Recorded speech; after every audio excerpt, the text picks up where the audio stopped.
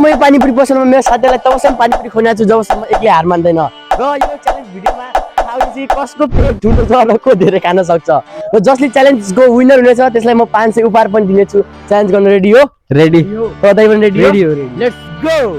uncle हजुरलाई को लाग्छ सबैभन्दा धेरै पानीपुरी को खान सक्छ यिनीमध्ये ल खै उहाँ बाबुले खाए जस्तो लाग्छ अलि ज्यादा र अङ्कलको विचारमा फिरोज खान सक्छ भनेपछि म लागे पानीपुरी च्यालेन्ज गराउन र अङ्कलले पानीपुरी दिन पनि रेडी गर्नुभयो त्यसपछि यिनीहरू मजाले खाइरहेका थिए र म पनि हेरिरहेको थिएँ मलाई पनि खाने मन लागिरहेको थियो तर मैले खाएन किनभने यो च्यालेन्ज हो र कसलाई थाहा थियो र त्यसपछि तिनीहरू 15 पानीपुरीमा भनेर कति पो भन्न मिठोमा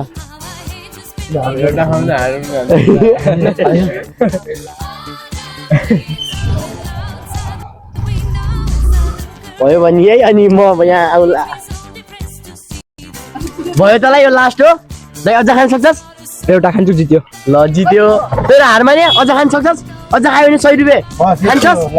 ल ल सकियो रे यिनीहरूले ल आजको विनर हुनुभएको छ दाइ र यिनलाई म 500 एकछिनमा दिनेछु लास्ट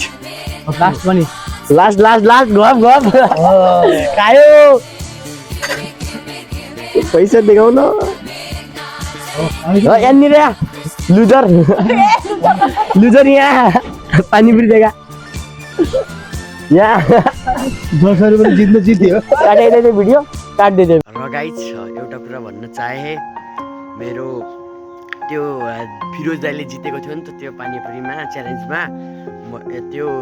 पैसा दिएको वाला क्लिप चाहिँ डिलिट भएको रहेछ मैले थाहै पाएन र मेरो मोबाइल थोरै ल्याग